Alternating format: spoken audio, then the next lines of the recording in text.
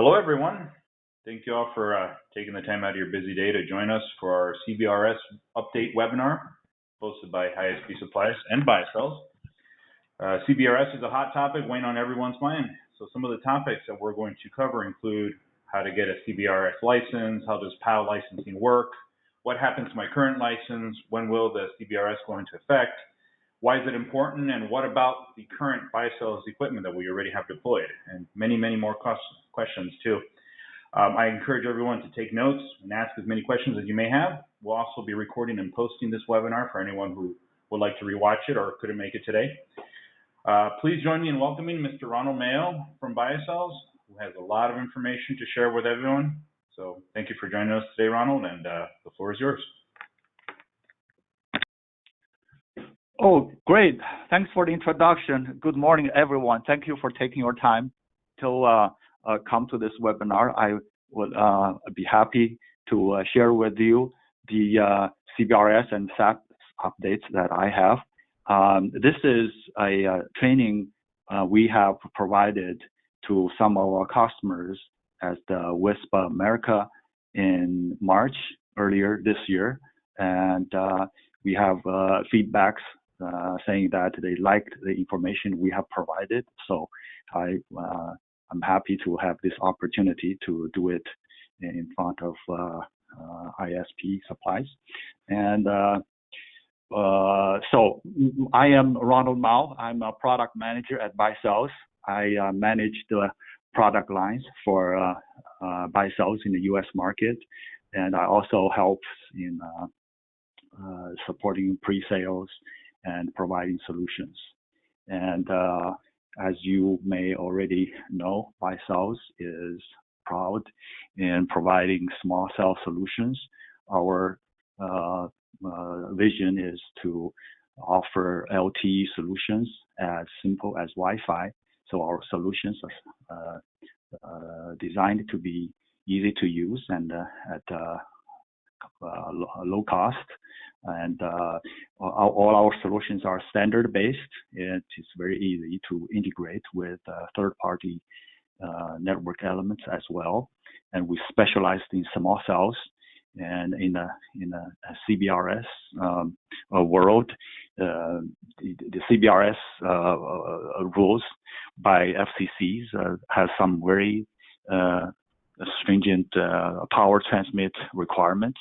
So the small cell solutions is very relevant in the solution space. So, by the way, I just want to do a voice check. Can you guys hear me well? Yes, we hear you loud and clear. Great. Yeah, I'd like to ask that because last time the headphone wasn't very well. Good. So I'm going to be moving on. The slides is not that much. I have about 16 slides. If everything goes well, we should be wrapping up within 1 hour, so everybody can go back to their busy work. And I encourage you to ask questions anytime, and I'll address those questions as much as I can. Moving on. Okay, here's the introduction. So the content we'll be trying to address is very basic. A lot of information you probably have already heard before. It's just, but it is still, I believe, it's an opportunity for us to review those concepts and practices and probably clarify some confusions we may have. So the topics are like, why is our CBRS important, and what is good about CBRS compared to other technologies that are available, how to acquire CBRS licenses, and how is CBRS spectrums are managed, what is OnGo, what does the network look like, and what are the use cases that operators are looking for, and is CBRS ready today? and how to transition to CBRS if customers are already on the so-called non-exclusive national licenses on the 3.5 gigahertz band. Okay, moving on. So why is CBRS important? Because there are, we believe there are huge market opportunities with these technologies. The CBRS offers a tremendous opportunities to enable both in-building and outdoor coverage and capacity expansions at low cost. And low cost was enabled by the very innovative spectrum sharing technologies that we will see. So one source from the mobile experts predicts that CBRS LAN infrastructure revenue will reach more than 700 million by 2023. And I also have a couple of numbers to share with you. The first is that the fixed wireless access accounts for 41% of all the initial commercial deployment by use cases. In this context, of course, it is the CBRS use cases. This is number is a statistics from the initial commercial deployment that will start soon. And the second number I would like to share is that the Small Cell Forum forecasts that unlicensed and shared spectrum could account for up to 36 of all small cell deployments by year 2020. So CBRS, as you can see, is fits perfectly to the fixed wireless access market and the small cell market.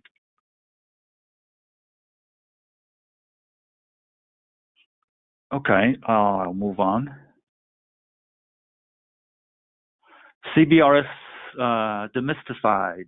So let's get to the very basics of the concept of CBRS. CBRS stands for Citizens Broadband Radio Services. It is a lightly licensed shared spectrum.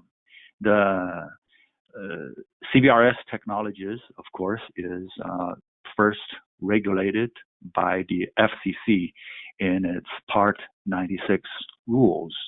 And after that, the ecosystem has formed this Wireless Innovation Forum's Shared Spectrum Committee to create specifications that meets FCC rules. So the first organization or initiatives for the CBRS is the WIN Forum. And on WIN Forum, it is specifying the spectrum shared technologies, but it does not dictate the technologies that how to meet those requirements. So there is another initiative in the CBRS ecosystem, which is the CBRS Alliance. It is promotes LTE as the technologies to implement the shared spectrum. So CBRS is another name for LTE for CBRS Alliance is promoting LTE. So CBRS Alliance has a clear technology choice. And while WIN Forums is focusing more on the technical side, CBRS Forums, another CBRS Alliance's objectives is to promote the commercialization and the business and marketing issues for this technology. This is more on the commercial side. Okay. So FCC, Wind Forum, CBRS alliances are the initiatives you probably heard a lot. Ronald, a few questions came up. Do we have a minute to go over them real quick before moving on to the next section? Yes. Okay, great. So there's a three-part question actually by Brett. Why should I use unlicensed CBRS when equipment for other unlicensed bands is not LTE, which is overpriced, and therefore much more economical, not to mention the exorbitant monthly taxes imposed by Google and other SMS operators? Okay, let me understand this question. This is the three-part question? This is just one out of the three parts, yeah. That was the first one part. of the three parts. Okay. So the question, let me understand. The question is that why CBRS? Why should I use unlicensed CBRS when equipment for other unlicensed bands is not LTE and overpriced? Okay. So we are comparing CBRS with unlicensed bands such as like 2.4 gigahertz and 5 gigahertz in the Wi-Fi as example. Is that the? I believe so. Yeah, I believe that's his question. Yeah. Okay. Good. Great. Yes. Why LTE? First, LTE is believed to be the spectral efficiency is better than the unlicensed, because in the unlicensed band anybody can use, and it is like listen before talk, like access control. So resources are not exclusive, and the interference can be very unpredictable. While LTE, the access control is more exclusive, and once you get resource allocated, will be guaranteed the use of the resources for in a much more controllable QoS fashion. Great, thank you. Go ahead. Yeah, the other part is I think is also mentioned Google, because Google is one of the SAS player, right? SAS stands for, we'll see it later, is the Spectrum Access Server. It is another mechanism to maintain the exclusiveness of the spectrum resources, as we will see later on. Thank you very much. And part two of that question was, what will users of unlicensed CBRS do when the cellular companies buy up all the PAL licenses and push us into smaller remaining bandwidth to work with? Okay, great questions. I think these questions, I think we'll talk about it later on in the later slides. So I will wait until we see the later slides. I hope you can find those answers later. So I will defer that question. Okay. Thank you. So yeah, what's the third part? Oh, that was it. We can proceed. Okay, so I'll move on. Those are the things we'll talk about exactly. Yeah. Okay, spectrum acquisition. This is the slides for the previous question. So spectrum acquisition, the CBRS spectrums is a tiered licensing mechanism. It is controlled by this spectrum access system, or SAS as people refer to. So the first tier is the incumbent access, the federal radio location or fixed satellite stations, right? So you can see this incumbent as either positive or negative. You can say, I'm using a licenses that is shared with this federal incumbents. That why use this instead of Wi-Fi, where it is exclusively allocated for the WISP, for example. So that is the negative view. But the positive view is that there's lots of licensed resources that's owned by the government, but was very, very poor utilized. Take the CBRS licenses, for example. It is used by militaries, navies, or federal radio locations, mostly on the coast area. So in the inland, in rural areas, it is not utilized very efficiently, if at all, right?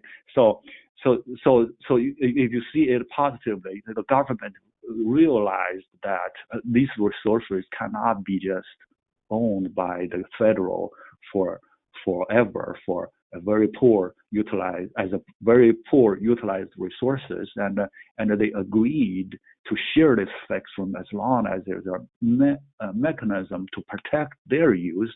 They'll be fine. So that is a positive view, and I see it as a positive view because, as you can see, the CBRS spectrum is 150 megahertz band wide, which is a lot of resources that we can take advantage of. And the second tier is the priority access license, or PAL. I think the previous question says that if the big guys came in and they bid all those licenses as PAL, then what is left for the rural operators? So the good news is that the priority licenses are only auctioned with the limit, so that in other words, throughout this 150 megahertz spectrum that is allocated for CBRS, only 70 megahertz are allowed to be auctioned as PAL licensed at the most, right?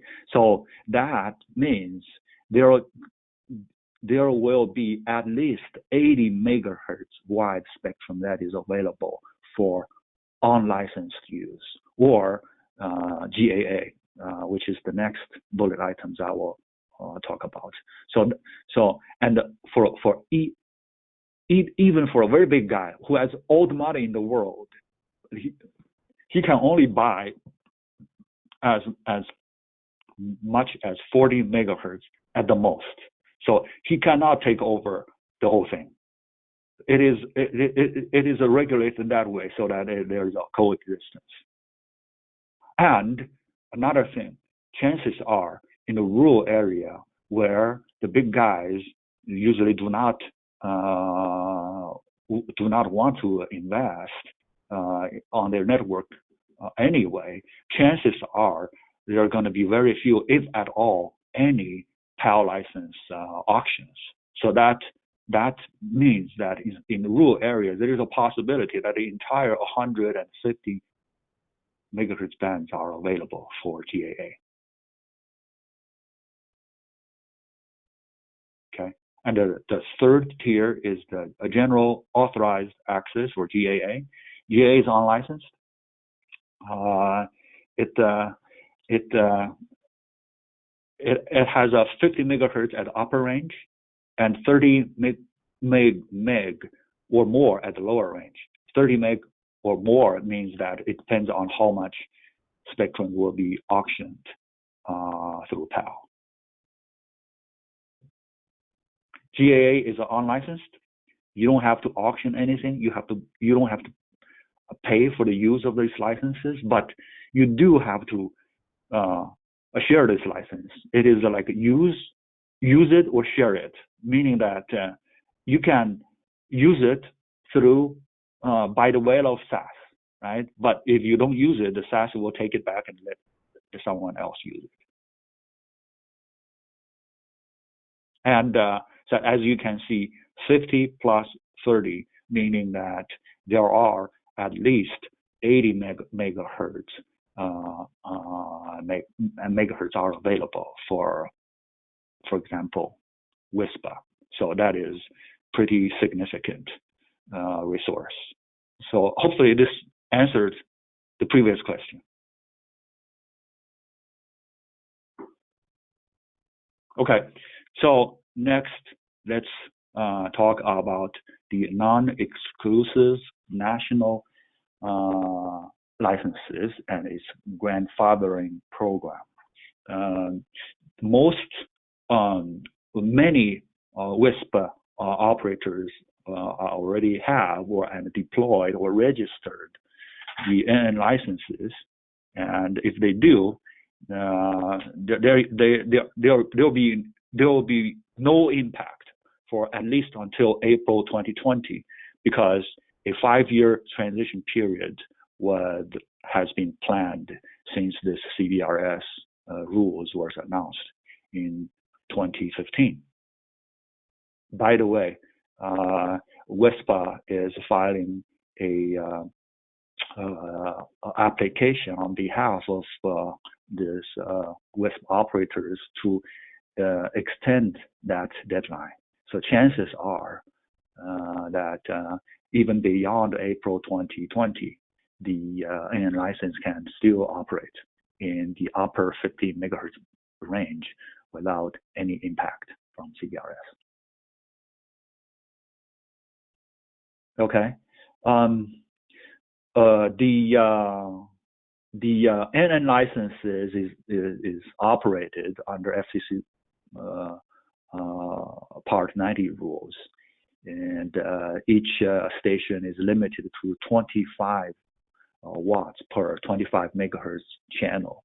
And there's power density requirements. And licenses resolves interference with no priority. So as you can see, compared to this 3-tiered license scheme, the CBRS does offer wider spectrum resources and also offers a better, a more controlled fashion of spectrums.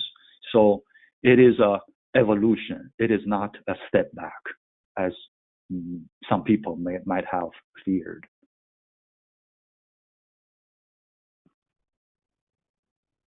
Is there any more questions related to this license? Yes, a few more questions came up here. Dean is asking, are local governments, counties, and municipalities eligible for CBRS licensing, POW, or general access? Yes. If they are just planning to use the licenses in the 3rd tier, which is lowest tier, GAA, they can participate by the way of SAS, because these licenses were managed by SAS administrators. So these entities or governments or operators, and like you mentioned, can either participate by working with the SAS directly, or through a equipment vendor like ISP supplier or supplies or Baicells. And because we have relationships with SAS administrators ourselves, so we can help you to establish that relationship. Perfect, thank you. And one more question is, can the POW licenses be leased out? Oh, yes. I think there is a lot of rules related to the POW licenses, and I would refer you. I do not plan to spend a lot of time to explain all the details, but the short answer is yes, you can lease it out. There's also a way to do the opposite, which you can like several operators can form a combined entity to apply for licenses, such as WISPA. WISPA is trying to combine their membership to apply for a certain POW license priorities as well. But those details I do not have planned to show it in this slide. And there's good resources that you guys can look up to. I think in the WISPA forum, WISPA America forum, a gentleman like Richard Bernhardt, which I know him very well, has very good webinar resources to explain all those details. Excellent. Thank you very much. Yeah, we may proceed with the slides. Yeah. Okay, sure. Oh, okay. This is a band plan. This is just a picture that kind of shows what I've already explained. The three tiers. First tier of the federal radio location and fixed satellite services, Earth stations. And the second tier is the priority access licenses used by the big guys, represented by big tower on the right. And then the general authorized access GAA, which I have explained that you are guaranteed for at least 80 meg of these resources.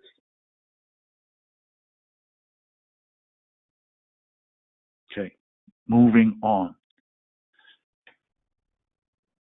Okay, so this is a very brief explanation of the FCC regulations or Part 96. The FCC regulates the CBRS spectrums in 4 categories. The first category is that it has created the 3-tier licenses, incumbent, PAL, and GAA. And the second category is to regulate the devices used in the CBRS. These devices are categorized in 3 categories. End user devices, category A, CBSD, and category B device. And these devices were differentiated primarily by their transmit power, as you can see on this table. And so the FCC regulation just want to make sure, and they want to make sure that the incumbent users were protected. That's why they have these regulations on transmit powers. They do not want, they let you share the spectrum, but they do not want you to overpower them. That's basically what it is. Okay, and the third category is the spectrum access systems. This is a concern by the SAS administrators, as we will see. I will show you a list of the SAS administrators later on. But from Baicells' perspective, we do not, we're not a SAS administrator. But instead, we partner with the SAS administrators to provide end-to-end solutions. And the fourth category is the environment sensing capability. It is a capability that is, you can consider a part of the SAS, because SAS utilizes these capabilities to monitor the incumbent use of this spectrum, so that it provides the feedbacks to the SAS, so SAS can manage these resources to avoid interference. So all in all, these regulations enables the sharing of the spectrum by protecting the incumbents.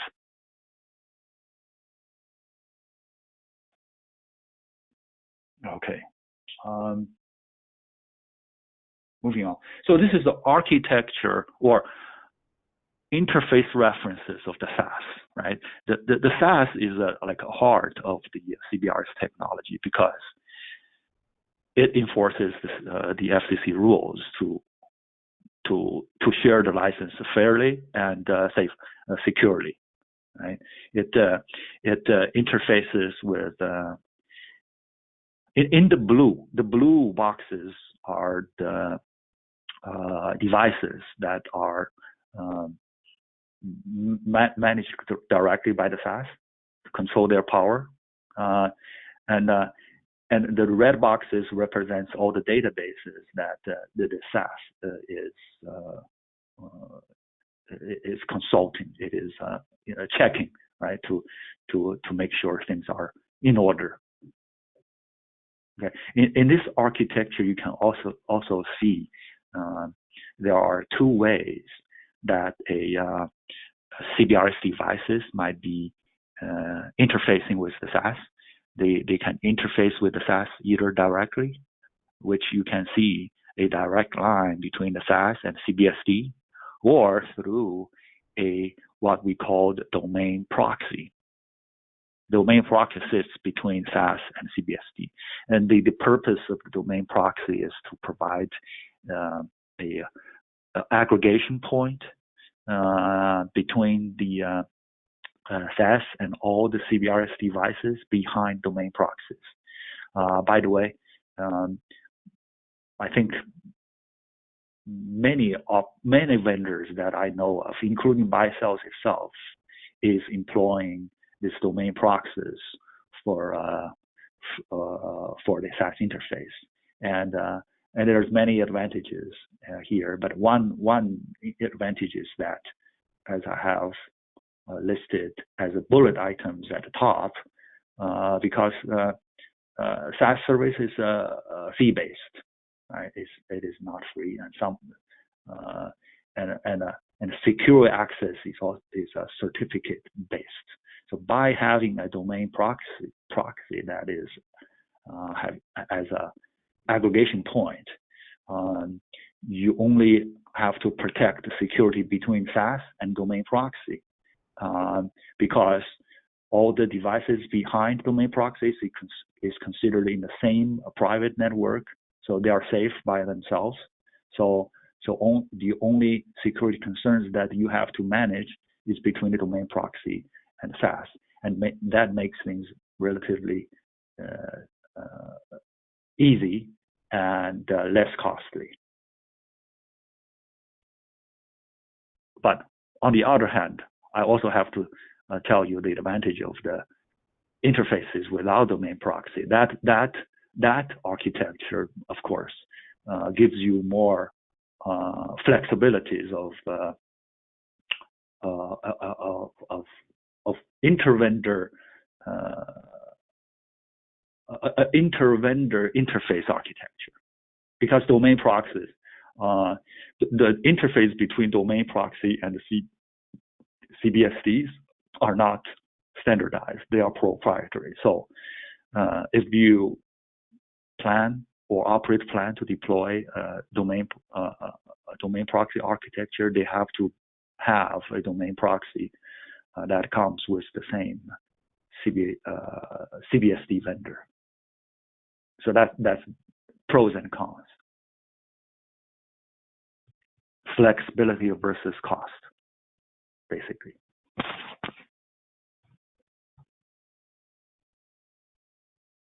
Okay, moving on.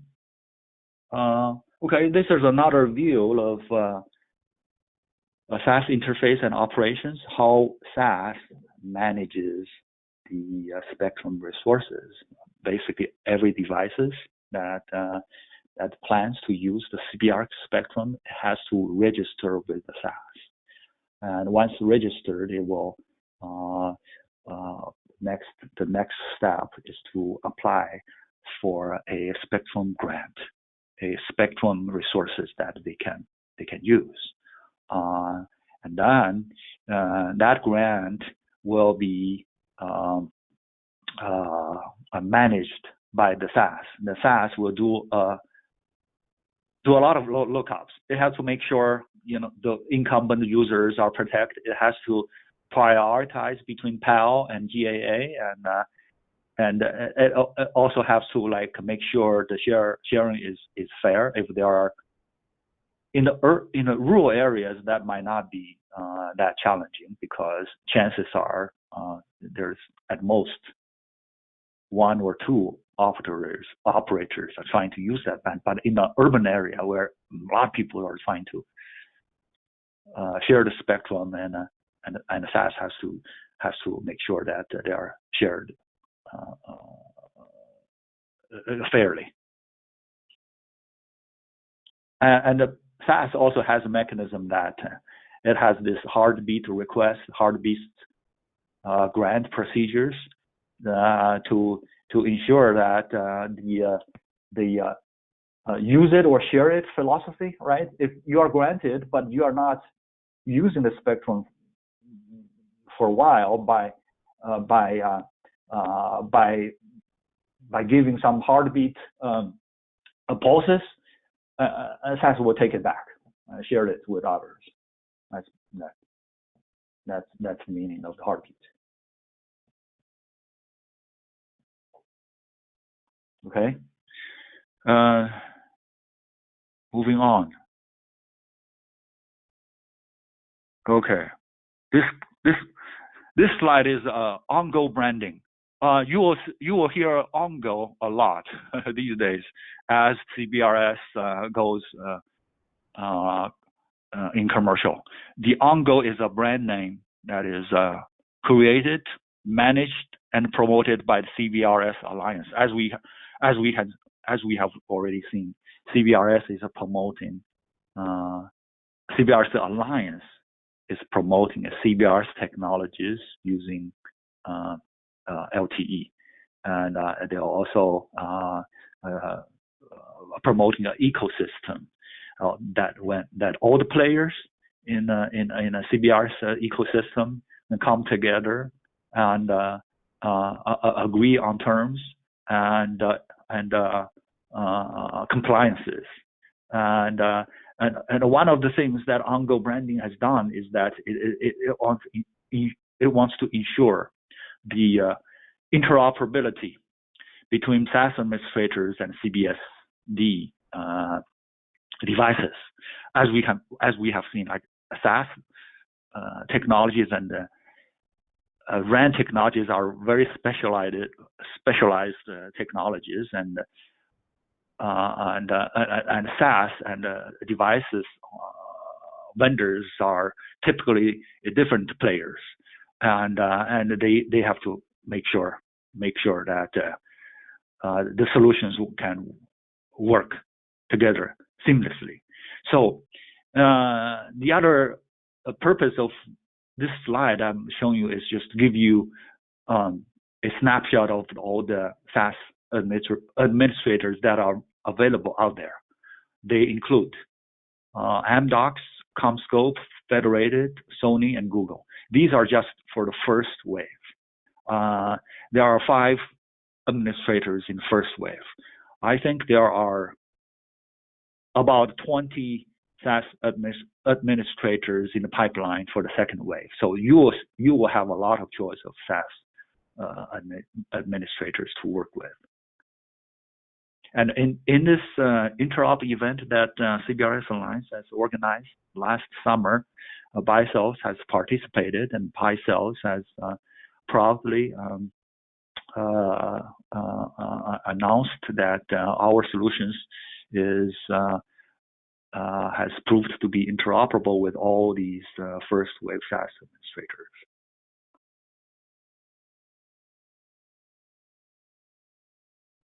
Any questions so far? We're going to save most of the questions towards the end. That way we don't. Okay. Good. Get away from we're almost at the end.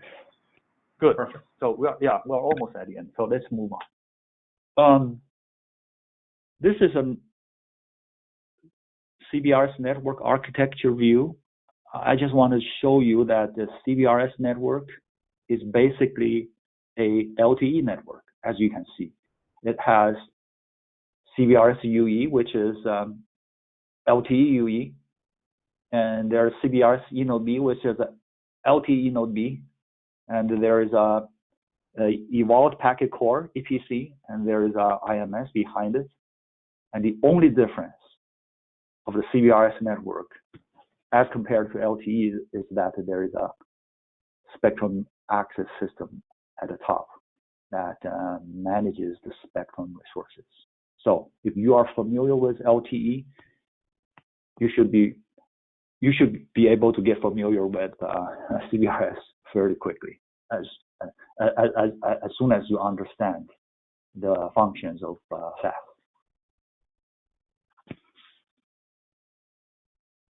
Okay, and use cases.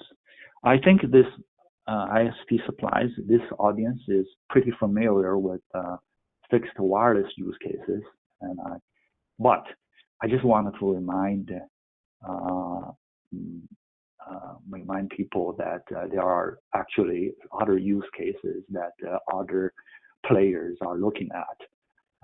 Because CBRS has offered unique opportunities for them to gain spectrum resources at very affordable price. Those prices were usually prohibitively expensive and only affordable by big players in the past. But CBRS offered them a unique opportunity to change the game. So there are neutral host players looking at CBRS. They're hoping to provide access for multiple mobile operators at large public venues and enterprises. And today, without a CBRS, they have to employ a technology referred to as DAS, digital antenna systems, which is heavily dependent on big tier operators to provide the signal source, right? Because they don't have the spectrum. But CBRS will give them opportunity to change the game. They can produce their own resource, signal sources. Private LTE is an area that a lot of enterprise or venue-specific applications are trying to build their network to support standard-based mobile services. And MSO is the third area besides fixed wireless.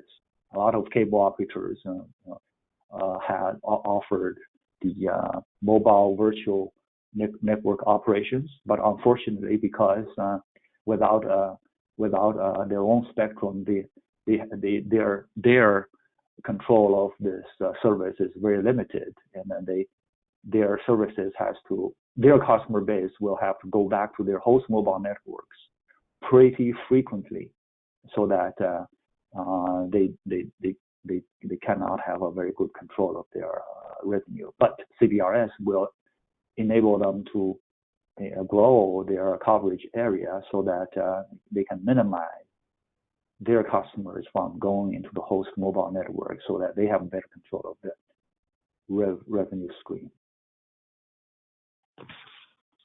Okay, moving on. Okay, here is a case study for cellular in-building wireless. So we have heard people talking that CBRS is an opportunity to get into the mobile network services, wireless services, at a relatively lower cost, and here is why.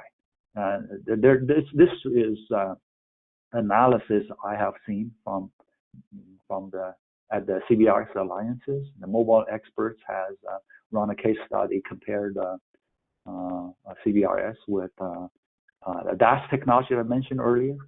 As you can see, the OnGo cost of infrastructure is much lower than DAS. Of course, OnGo is still a little bit higher than Wi-Fi. I think there's earlier question people asked, if I can afford Wi-Fi, why should I pay more for OnGo? Okay, that question is very valid, because Wi-Fi is indeed cheaper than OnGo. But however, OnGo has advantages that Wi-Fi does not have, because OnGo has this cellular services that Wi-Fi does not have. This cellular services give venue owners or in-building wireless operators advantage, a big negotiation power with mobile operators.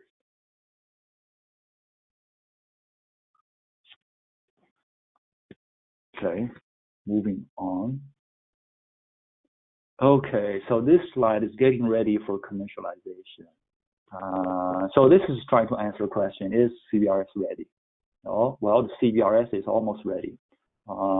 As a device or vendor like Baicells, we have a good selections of user devices and base stations. And we have these devices in all the categories we mentioned earlier, the EUD, the Cat A and Cat B. and you can see two examples on the right. They are in your ISP Supplies category. Thank you, and they are being certified. We actually have already finished all the certification procedures with one of the authorized test labs, and we are filing the applications for the CBRS grant, FCC approval, and we expect it to be them to be available next month in June, in time for the ISD. And on the SAS side, the SAS administration is going through the same process. They have finished their lab testing, but they still have to go through the last step to get FCC approval, which is the initial commercial deployment. The initial commercial deployment is just prove to the FCC that all the functions or the concepts or the regulations can be met in a real world scenario. Right? And okay, the other concept I want to mention is the CPI, the Certified Professional Installer. Right? The SAS looks up a lot of the informations to ensure the compliance, and one of the informations they have to read is the device installation information, because the device installation has to meet the transmit power, the height, the terrain requirements, and those data has to be certified, has to be guaranteed somehow, and this is done so through this Certified Professional Installer program. So just keep it in mind that the CBRS devices has to be installed by a certified professional.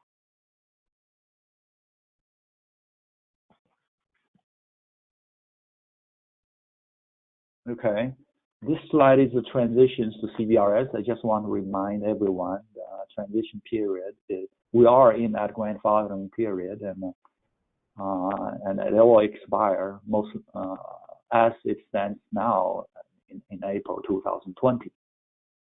And licenses, you cannot file for new license anymore because we are in this transition period. But if you already have a license, and you can still continue to register for those locations. And you, for now, during this transition period, this GAA may start providing services, but this N licenses were protected. They were actually treated as one of the incumbent in the upper 50 megahertz band, where they were and where they are and where they will be until April 2020. So that's how I say there's no impact.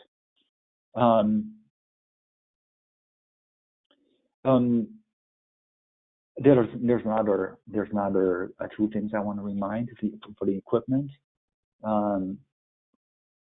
The existing equipment is exempt from the band-wide operability until end of transition period. This just reminds you that after that transition period ends, then you have to register.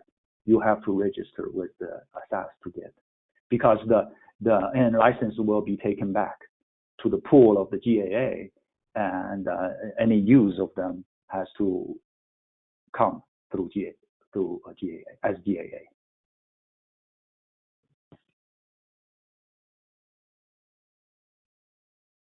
All right, this is the last slide. I just want to highlight some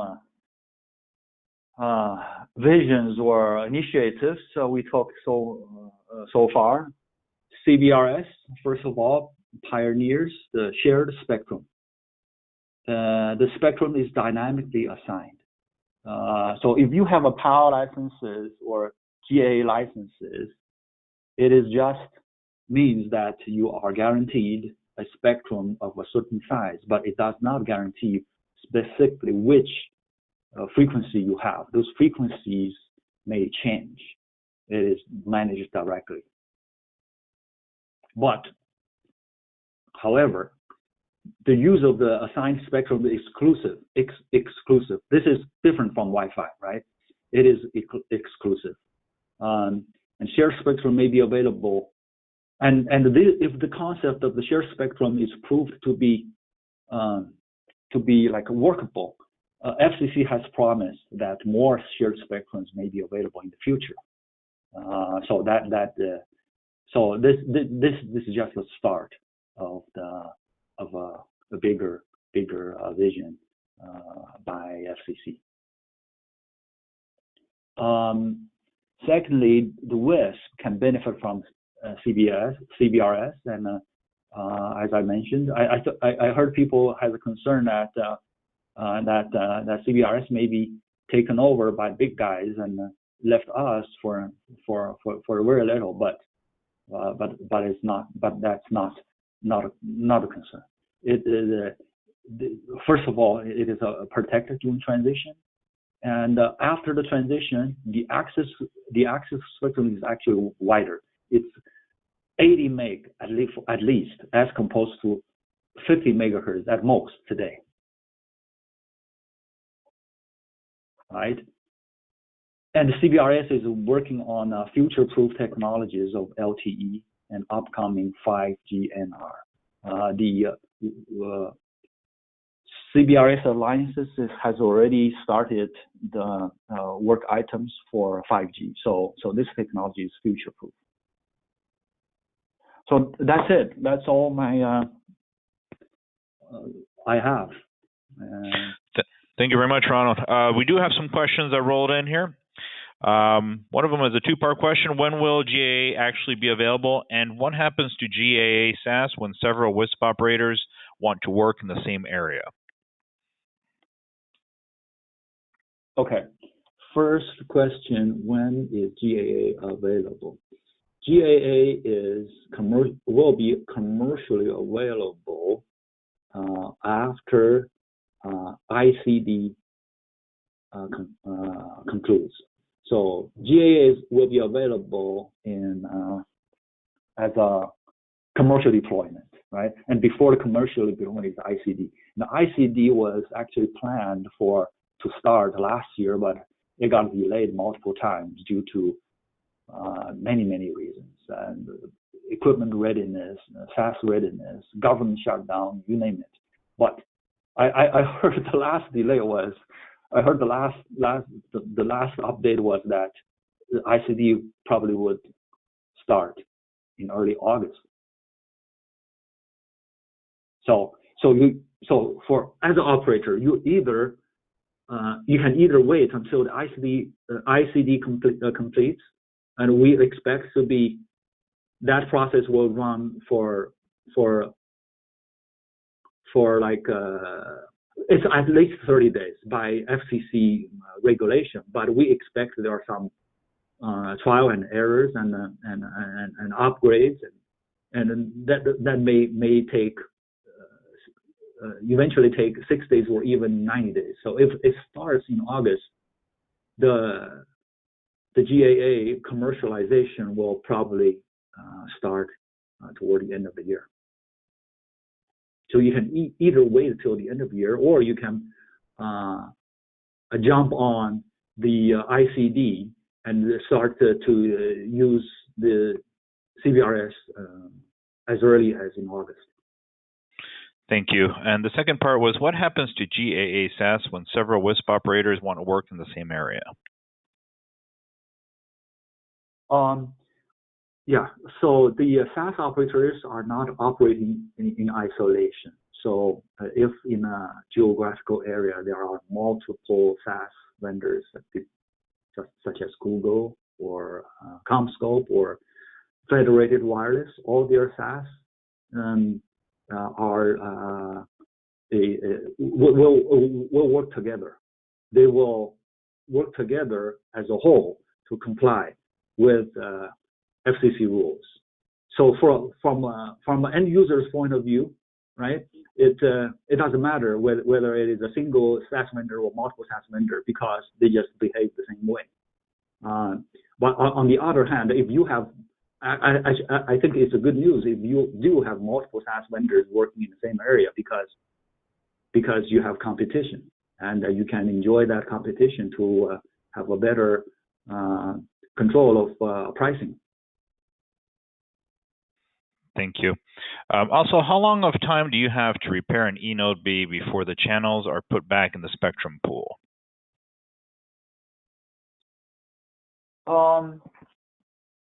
Okay, so the SAS is managing the resources using heartbeat, and the heartbeat it's a configurable. I think one of the things that FCC is tweaking in the initial commercial deployment is to find the optimized value. So the heartbeat can be, if it is too short, it will generate too much interruptions. But if it's too long, then it will result in inefficient use of spectrum. So those are the things that ICD will figure out. Gotcha. Thank you. But it's supposed to be dynamic. Yeah. Okay, excellent. Also, how will SAS work with the PCI lock, which specifies frequency? Oh, good question. We are actually working on this problem. Yes, and the PCI lock is a challenge, because you don't know what, as I said, the spectrum is dynamic. Even though you are guaranteed a use, but you are not guaranteed the frequency. So your first of all, your channels can be anywhere on that CBRS spectrum, making the CBRS lock hard to work. So one of the proposals that as a equipment vendor, Baicells is kind of improving the PCI lock mechanism, so that allows the end user devices to scan through the entire spectrum to find to take advantage of the channels that are assigned by the SAS. That's one thing. The other thing is that forcing this change of channels does not happen that often, right? At least when you are assigned a channel, chances are you can have it for at least 24 hours. So this scanning most likely will be programmed to take place after midnight, so that the impact to the network is kept at minimum. Perfect. Thank you very much. Also, if 80 megahertz of GAA are available and an operator near me is using 80 megahertz of GAA, how will I get spectrum? Also, how can one plan network deployments without any frequency control? Okay, the first question, if you are using 80 and someone else is trying to share the spectrum, well, the SAS will take something back, right? Because this is supposed to be shared fairly. So you cannot get 80 and sit under those 80 spectrum forever. So the SAS will force you to share. The second part of the question is, can you use the spectrum without spectrum control, without SAS? Yeah, is that right? Yeah. How can one plan network deployments without any frequency control?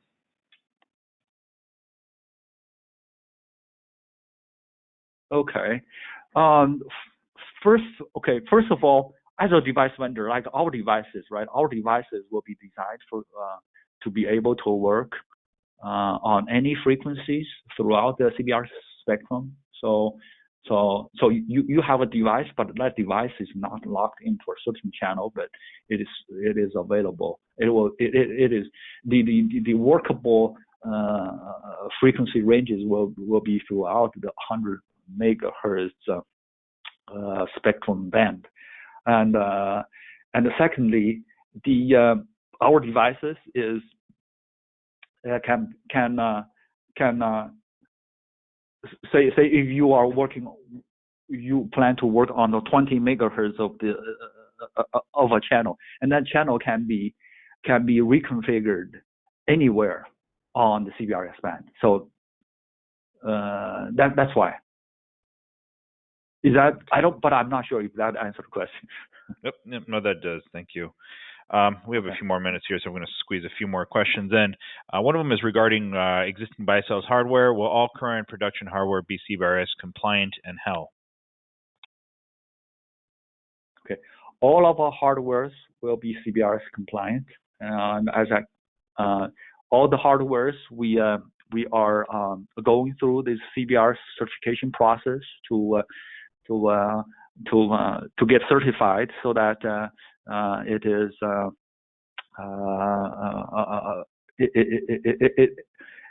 it will go through the process. When we believe our devices are already compliant, but we are just going through the process to have the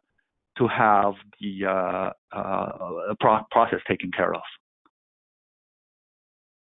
Excellent. Thank you very much. But if you have I want to say that some customers may have some very old legacy devices for a particular model, and then in that case, I encourage you to, and may reach the end of line, and so that they may not be CBRS compliant or certified. So in that case, I encourage you to contact our sales representative to verify. In other words, not 100% of them will be certified, because some of them are too old to reach the end of line. Okay. Well, thank you very much. That reaches the end of our question, and that wraps up our webinar. Thank you very much, Ronald, for that thorough rundown of what's happening and what to expect. It sure did clear up a lot of questions and doubts we all had. If anyone attending is ready to build out or expand your Baicells network, please reach out to us at sales@ispsupplies.com or give us a call. Also, if you'd like to rewatch this webinar, we will be uploading it to our YouTube channel at youtube.com/ISP Supplies, as well as our Facebook page at facebook.com/ISP Supplies. So make sure that you subscribe and follow us. We'll also have many more webinars coming up. Please keep an eye out on our Facebook page, as well as newsletter for future announcements. And if you have any questions or concerns, please give us a call or email us at sales@ispsupplies.com. So thank you, everybody, for attending. Thank you, the Baicells team, for helping us host this, and God bless everyone. Thank you. Thanks.